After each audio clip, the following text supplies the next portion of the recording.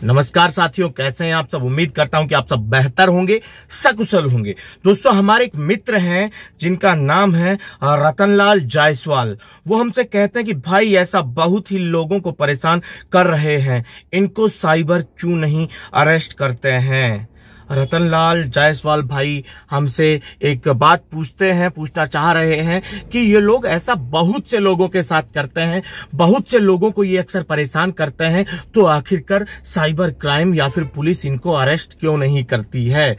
रतनलाल जायसवाल भाई साहब, देखिए, किसी को भी अरेस्ट करने का एक प्रोसेस होता है और वो प्रोसेस तभी शुरू होता है जब उसके ऊपर लिखित में कोई शिकायत या कुछ दर्ज करवाया जाता है। पहली चीज, अरेस्ट करने से पहले आपको इनको अरेस्ट करवाने की सोच अपने माइंड में डेवलप करनी होगी, पैदा करनी होगी। मान लीजिए आपके साथ ये घटना हुई और आप सीधे पहुंच जाते हैं यूट्यूब पर, गूगल पर जानकारी जुटाने के लिए। बहुत अच्छी बात है, सब जाते हैं, आप भी पहुंचते हैं, तो इसमें कोई बुराई नहीं है। फिर उसके बाद बचने के रास्ते तलाश करते हैं, ठीक है। बचने के रास्ते तलाश करते समय ही बहुत से भाई चूक करते हैं, तो वो कोई या तो वीडियो डिलीट करवाने के चक्कर में किसी को पैसा दे बैठते हैं, या फिर वीडियो को वायरल फेसबुक पर अपलोड हो गई है तो कोई एथिकल हैकर से उसको डिलीट करवाने के नाम पर लूट बैठते हैं। कोई फर्जी साइबर क्राइम में कंप्लेंट करके लूट बैठते हैं। जैसे एक दिल्ली में जो वाकया हुआ था, नोएडा में जिनका ऑफिस था,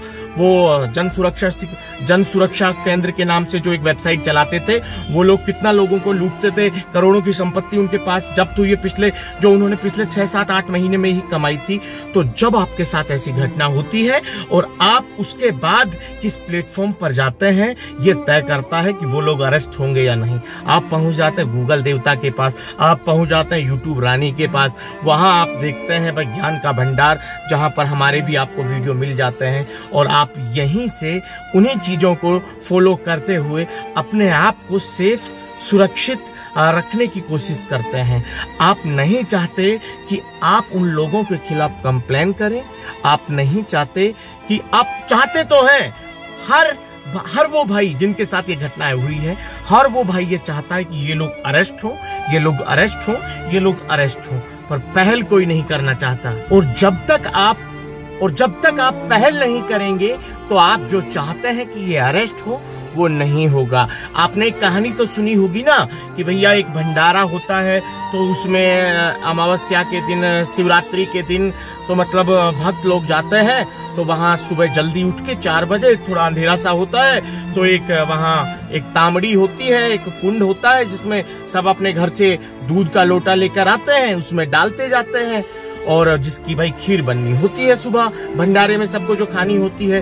तो जो भी भक्त वहां पर आता है, तो वो क्या करता है, पानी लेके आता है गिलास में, और सोचता है कि यार सब लेकर आएंगे दूध तो, और उसमें एक गिलास पानी चला जाएगा तो क्या फर्क पड़ेगा, किसे पता चलेगा। तो भैया सब आते हैं और दूध की जगह पानी लेके आते हैं, और अंधेरे में उस पानी को उस कुंड में डालकर आगे बढ़ जाते हैं। दूसरे दिन सुबह जब भाई खीर बनाने की तैयारी हुई, तो भैया जब देखा कुंड के ढक्कन को हटा के, तो उसमें पानी ही पानी, बमुश्किल 1-2 गिलास किसी ने दूध डाल दिया होगा, वो भी पानी मिक्स करके, तो भैया वो पूरा पानी था। तो यही हमारे साथ है। हम चाहते तो हैं कि उन पर कार्रवाई हो, पर पहल कोई नहीं करना चाहता, कंप्लेन कोई नहीं करना चाहता। करना तो मतलब मन से चाहते हैं, पर और फिर उसमें कंडीशन हो जाती है। भैया देखो, कंप्लेंट तो हम कर देंगे ऐसे लोगों के खिलाफ, पर देखो भैया पुलिस हमारे घर नहीं आ जाए, भैया देखो हमारे घर फोन नहीं आना चाहिए, भैया देखो हमको मतलब पुलिस स्टेशन में नहीं बुलानी चाहिए। अरे खा जाएगी क्या पुलिस यार, ये बताओ, पुलिस है क्यों? आप सबकी मदद के लिए है। हाँ, कुछ लोग होते हैं गलत होते हैं, पर उसके लिए सोशल मीडिया है। आप उसका इस्तेमाल करते हुए मोबाइल का कैमरा चालू करिए, घुसिए सीधा थाने में, कंप्लेन कीजिए, और जब भी आपको उस कंप्लेन की रिपोर्ट लेनी है, स्टेटस पता करना है, रिकॉर्डिंग चालू रखिए, जवाब उनसे पूछिए।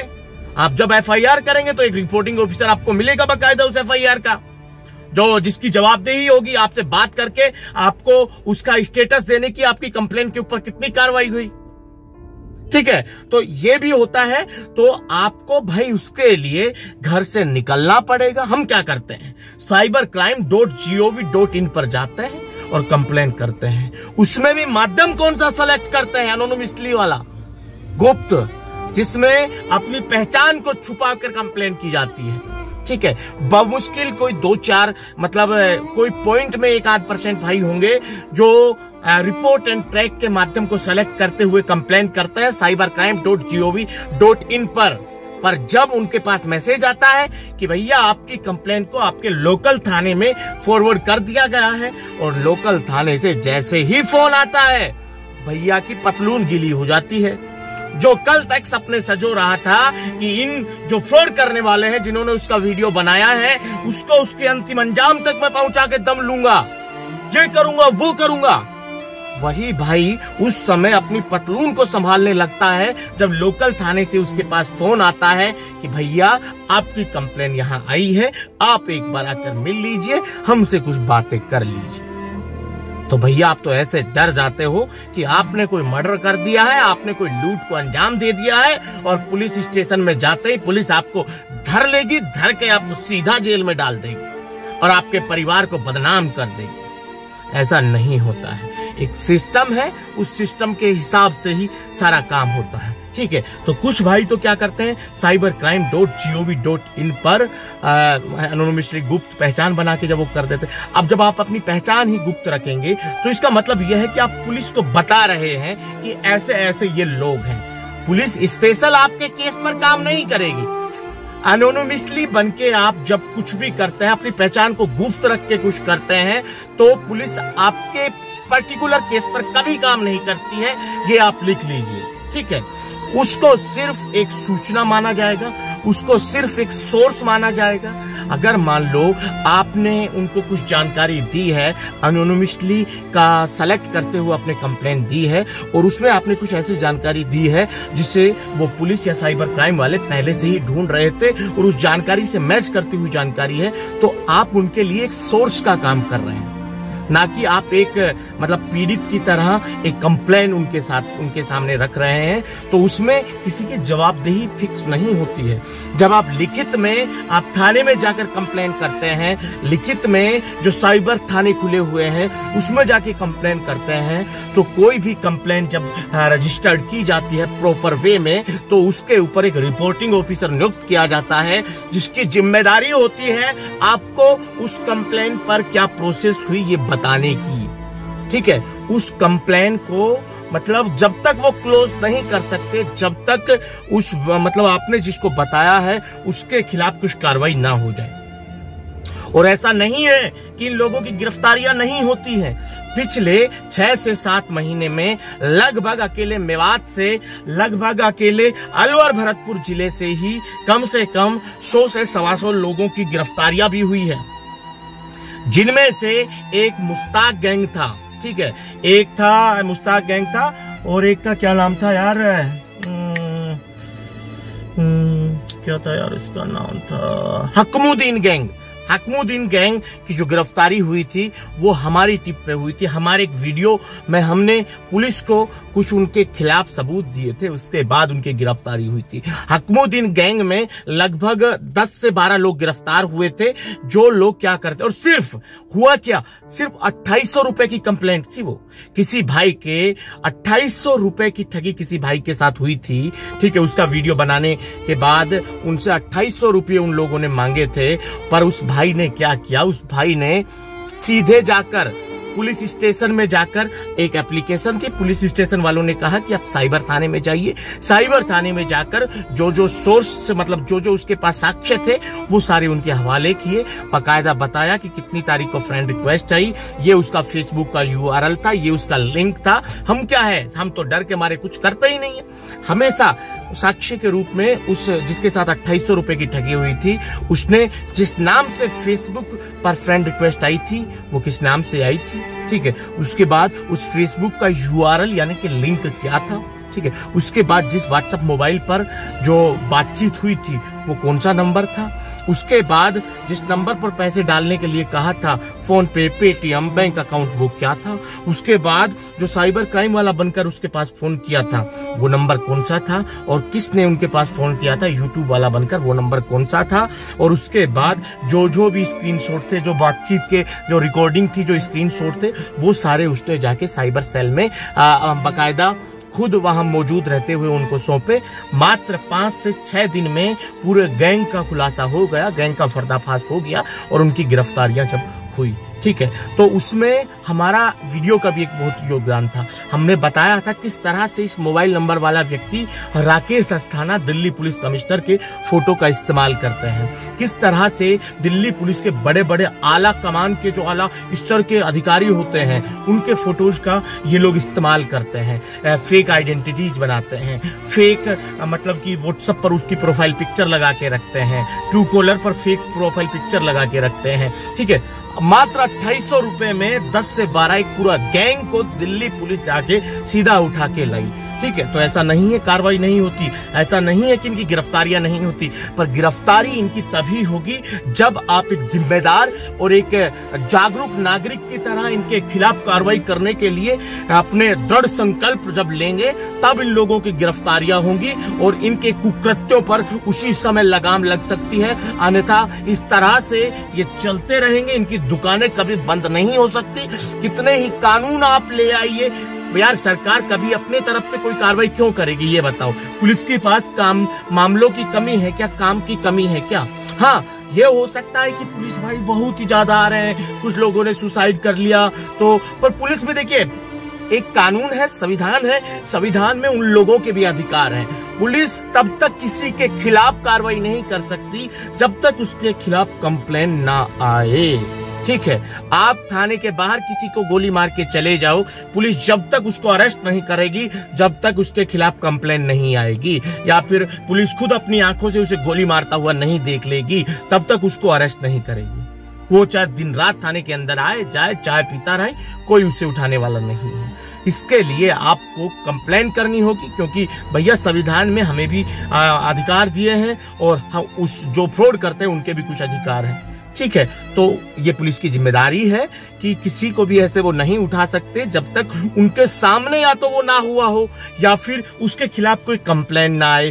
तो हमें इस भ्रम से निकलना है कि ये काम कोई और करेगा। हम कहते हैं ना कि भगत सिंह पैदा होगा, भगत सिंह पैदा होगा, पर हर कोई ये चाहता है कि पड़ोसी के घर में भगत सिंह पैदा हो। हर कोई ये चाहता है कि महाराणा प्रताप पैदा हो, पड़ोसी के घर में हो।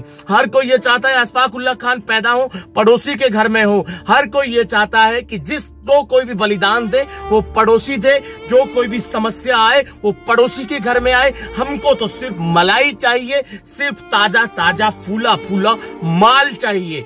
जब तक आप इस विचारधारा को नहीं त्यागेंगे तब तक उन लोगों की दुकानें चलती रहेंगी और वो लोग कभी नहीं रुकने वाले हैं। उनके घरों में कोठियां तनती रहेंगी। आपके द्वारा दिए हुए पैसों की वजह से वो लोग आए रोज मजबूत होते रहेंगे। और क्या है, मतलब कई बार ये होता है कि मान लो कंप्लेन कर दी किसी एक ने, वो चला गया जेल, ठीक है, उसके बाद जमानत पे बाहर आ गया, क्या हुआ उसको? फिर आके शुरू कर दिया उसने वो काम, ठीक है, फिर मान लो 7-8 महीने बाद जेल चला गया, फिर जमानत पे बाहर आ गया। अगर मान लो ऐसे लोगों के खिलाफ हर रोज कंप्लेन होना जो शुरू हो जाए, हर फोन जब ये फोन किसी के पास करे और हर वो व्यक्ति इनके खिलाफ कंप्लेन करना शुरू कर देगा, तो इनकी पूरी जिंदगी जेल में चल जाएगी, इनको जमानत नहीं मिलेगी। अब क्या होता है, आज इनके ऊपर केस हुआ, ठीक है, गए और 10-20 हजार रुपए की जमानत पर बाहर आ गए, फिर दबा के 1.5, 2, 3, 4, 5, 6, 7, 8 महीने तक इन्होंने लोगों को लूटा। फिर कोई उनमें से एक दमदार आदमी आया, उसने शिकायत की, पुलिस फिर उसको अरेस्ट कर लेगी, फिर वो कोर्ट में जाके 10-20 हजार की जमानत पर बाहर आ जाएगा, फिर यही काम शुरू कर देगा। तो ये निरंतर तब तक चलता रहेगा जब तक प्रत्येक नागरिक, प्रत्येक वो व्यक्ति जो पीड़ित है, जिसके साथ ये घटना हुई है, वो दृढ़ संकल्पता के साथ इन लोगों के खिलाफ FIR नहीं करवाता है, तब तक ये लोग इस तरह से आप लोगों को ठगते रहेंगे, आपका टटलू काटते रहेंगे, हम ज्ञान पेलते रहेंगे, यही सब चलता रहेगा। ठीक है, तो इसके लिए भाई हमेशा FIR करना बिल्कुल जरूरी है। और देखिए, अरेस्ट क्यों नहीं करते, इसके ऊपर एक दूसरा भी नैरेटिव होता है, डिपेंड करता है कि किस एरिया में वो लोग रहते हैं। ठीक है। हमारे यहाँ तो छोटी से छोटी कार्रवाई जो मुजरिम है, जो आरोपी है, उसके धर्म, जाति, पंथ, संप्रदाय को देखकर की जाती है। ये हमारे देश का दुर्भाग्य है। इसमें एक पॉइंट ये भी है और ये भी देखा जाता है कि कौन व्यक्ति है, क्या उसका धर्म है, क्या उसकी जाति है और किस पर्टिकुलर एरिया से आता है और उसके घर में कितने लोगों को वोट है। अगर उनको अरेस्ट करते हैं तो बाकी कितने वोट नाराज हो जाते हैं, ये भी फर्क पड़ता है। दूसरा ये कि वो जिस एरिया में रहते हैं वहां पर सरकार किसकी है और सरकार को किसका वोट चाहिए, क्योंकि वोटों के नाम पे तो अपने देश में क्या क्या कुछ नहीं होता है। तो वोट के लिए तो आप लोगों की जिंदगी बर्बाद, क्या लोगों की मतलब जिंदगी तक खत्म कर देते हैं लोग वोट पाने के लिए। यहाँ तो आपकी जिंदगी बर्बाद हो रही है, ठीक है। तो अलवर भरतपुर में किसकी सरकार है आप समझ सकते हैं, ठीक है। और ये जो कुकृत्य होना शुरू हुए हैं, कि कब से शुरू हुए हैं वो भी आप बखूबी जानते हैं। मुश्किल से 2-2.5 साल पहले से ही ये काम करना उन लोगों ने शुरू किया है। अलवर भरतपुर में किसकी सरकार है और यही बताते हुए आप अंदाजा लगा सकते हैं कि उन लोगों के ऊपर किसका हाथ है। पहला हाथ तो आप ही लोगों का है जो कंप्लेन करते ही नहीं है। दूसरा हाथ लोकल जो सरकारें होती है, लोकल शासन प्रशासन होता है, उनका होता है। अगर हाँ दूसरे हाथ हल्का हो जाएगा, दूसरा हाथ ज्यादा समय तक उनके ऊपर नहीं रहेगा, तो मतलब कब होगा ये? जब आप एफआईआर करना शुरू करवा देंगे, जब आप कंप्लेन करना शुरू कर देंगे तो दूसरा हाथ वैसे ही पीछे हट जाएगा। जैसे ही शासन प्रशासन को पता चलेगा कि भैया इनका साथ देने से जो पीड़ित पक्ष है यानी कि आप लोग हैं, आपका वोट खिसक जाएगा और वो उनको नुकसान होगा, तो वो आपकी बात को तवज्जो देते हुए शासन प्रशासन से सीधा एक्शन लेने को कहेंगे और धर दबोच करना शुरू करेंगे, धरपकड़ होगी। और मतलब एक बार ऐसा कोई जुर्म नहीं जो कानून चाहे वो खत्म ना हो जाए, पर उसके लिए कानून के ऊपर दबाव बनाना आपकी जिम्मेदारी है। दबाव बनेगा जब आप कंप्लेन करेंगे। हर कॉल पर जिस दिन कंप्लेन होने लग जाएगी, हर 10 लोगों के साथ ये हुआ है मान लो, हर 10 में से एक आदमी भी जिस दिन कंप्लेन करना शुरू कर देगा दृढ़ संकल्पता के साथ, तो ये लोग, इनकी दुकानें बंद होने में ज्यादा समय नहीं लगेगा। आज मैं धनेश कुमार ये बात आपसे कह रहा हूं। दोस्तों आज के इस वीडियो में बस इतना ही ज्ञान फैलते हुए वीडियो को हम समाप्त करते हैं। जल्द मिलते हैं नया वीडियो लेकर नई जानकारी के साथ। तब तक दोस्तों रखिए अपना ख्याल। जय भीम, जय हिंद की सेना साथियों।